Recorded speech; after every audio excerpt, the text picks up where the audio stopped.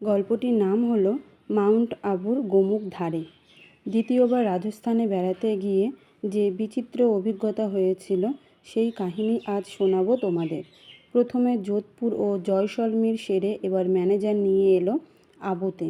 আগেরবার সানসেট ভালো লেগেছিল, অচলগড়ের অর্ধেক উঠে আর যায়নি। এবারে দত্তাত্রেয় শিব মন্দির ঘুরে দিলওয়ালা মন্দিরে বিস্মিত হতেই হতে চলে গেল 1.5 দিন। পরের দিন নখি লেক মিউজিয়াম, হানিমুন পয়েন্ট দেখে চললাম গোমুখ দেখতে। রীতিমতো পাহাড়, দুপাশে আম, জাম, করবি আর রডোডেনড্রনের গাছ, একধারে সংরক্ষিত বনাঞ্চল। অভয় বনে চিতা, হরিণ, সম্বর, ভাল্লুক, শিয়াল, খটাস, বেজি এবং বহু প্রজাতির পাখিও আছে। অনেকেই টিকিট কেটে ঢুকছে বটে, তবে পাখি ছাড়া অন্য বন্য পশু যে কজন দেখতে পাচ্ছে তা স্বয়ং ঈশ্বরেই জানেন। আমাদের দলটা দুভাগে ভাগ হয়ে গেল। এক দল চলল অভয় বনে, অন্য দল গোমুখে। আমি চললাম গোমুখের দিকে। এদিকটাও যাওয়া হয়নি গতবার, তাই এবার গোমুখের দিকে যাত্রা। কিছু দূর যাবার পরেই বিষ্ণুই সাধুদের আখড়া চোখে পড়ল। সাধুরা সব খোশ গল্পে মত্ত।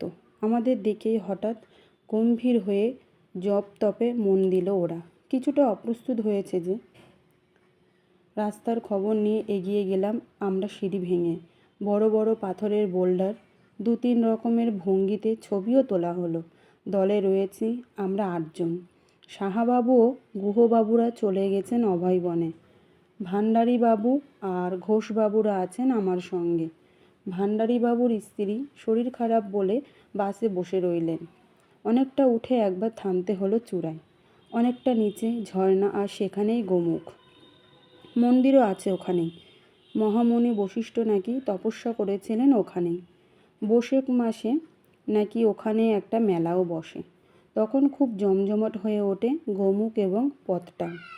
প্রায় 100খানেক সিঁড়ি ভেঙে উঠেছি। দেখে তো মনে হচ্ছে আরও 100খানেক সিঁড়ি আছে নিচে নামার। তার মানে 200 সিঁড়ির ধাক্কা। কিছুটা নিচে নামতেই শুঁয়োপোকার উৎপাতে ব্যতিব্যস্ত হয়ে ভান্ডারীবাবুর ছেলেমেয়েরা প্রমোদ গুনল। 10টা সিঁড়ি নেমে উঠে এলো ওপরে। 30 ধাপ নেমে কসবার ঘোষ গিন্নির পায়ে বাতের ব্যথা টনটন করে উঠল। আর নামবো না বলে ছেলেটার বোটাও দাঁড়িয়ে পড়ল। শেষ পর্যন্ত রইলাম আমি আর ভান্ডারীবাবু। এসেছি যখন দেখে আসি কি আছে ওখানে। পিছু হটার পাত্র নই আমরা। 2 জনে তরতর করে নেমে গেলাম নিচের দিকে। অনেকটা নিচে নেমে তবেই দর্শন মিলল বিখ্যাত জলাশয় আর গোমুখে। মাথায় পবিত্র জল ঠেকিয়ে মন্দিরে ঢুকি। এখানেই বিখ্যাত মুনি বশিষ্ঠ যজ্ঞ করেছিলেন এবং ওই যজ্ঞ থেকেই বিখ্যাত 4 রাজপুত বংশের আবির্ভাব ঘটে, যথা চৌহান, পারমার, প্রতিহার, শেলাঙ্গী। অগ্নিকুলের এই 4 বংশের উপরেই দানবদের হাত থেকে ধারিত্রীকে রক্ষার দায়িত্ব ন্যস্ত হয়। বিখ্যাত মন্দিরটি সর্পরাজ অর্বুদের নামে বিখ্যাত। সামনেই আছে নন্দীর মূর্তি। এই নন্দীকে খুঁজতেই অর্বুদ এসেছিলেন এখানে। অর্বুদ থেকেই এই পার্বত্য ভূমির নাম হয়েছে আবু। ঘুরে ঘুরে চারপাশটা দেখে কেমন যেন একটা ঘোর লেগে যায় আমাদের চোখে। যজ্ঞ স্থানের সামনে প্রণাম করে বসি দুজনেই। পূজারী এসে প্রসাদ দিয়ে যান। প্রসাদ মুখে দিয়ে ভালো করে বসি আবার চোখ বুজে। বেশ ঠান্ডা বাতাস বইছে।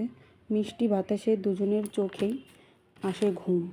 এ ঘুম যেন বহু যুগের বহু আকাঙ্ক্ষার ঘুম।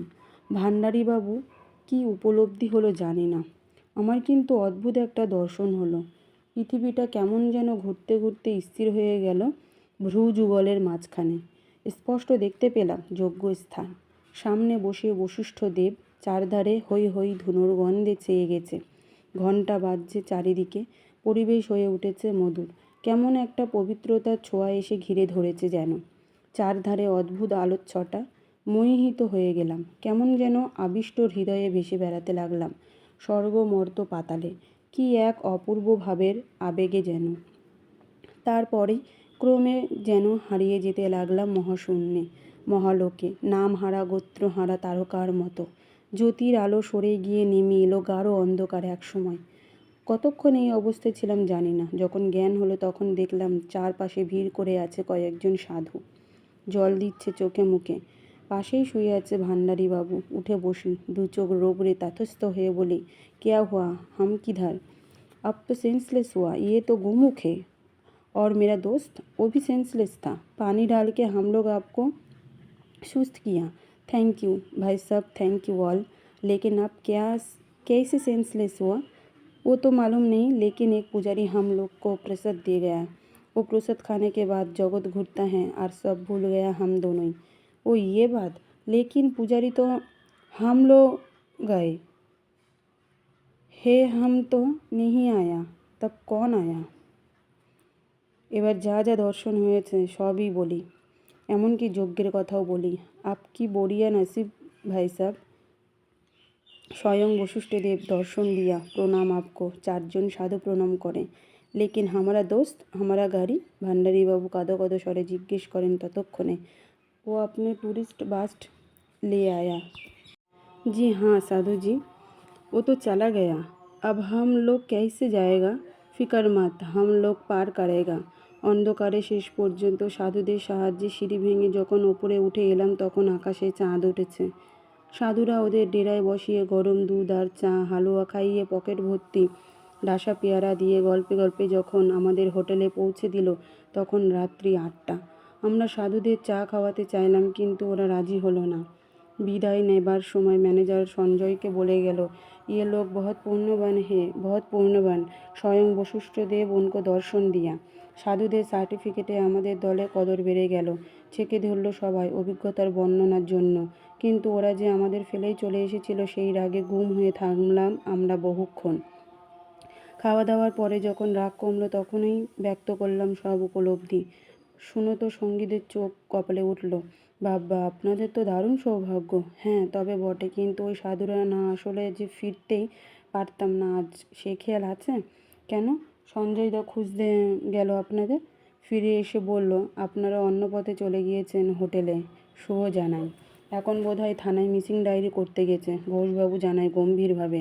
যাক, খুব শিক্ষা হয়েছে। এমন দলের সঙ্গে আর কোথাও যদি যায়। গজগজ করতে করতে উঠে গেল ভান্ডারী বাবু। এখন ভাবি বনপাহাড়ে কত ঘটনাই না ঘটে, কিন্তু পূজারীকে নিয়ে সেদিন যে খটকা লেগেছিল সেই খটকা দূর হয়নি আজও। ওনারা কখন কী রূপে যে দেখা দেন তা কেউ বলতে পারে না, না বলা সম্ভব।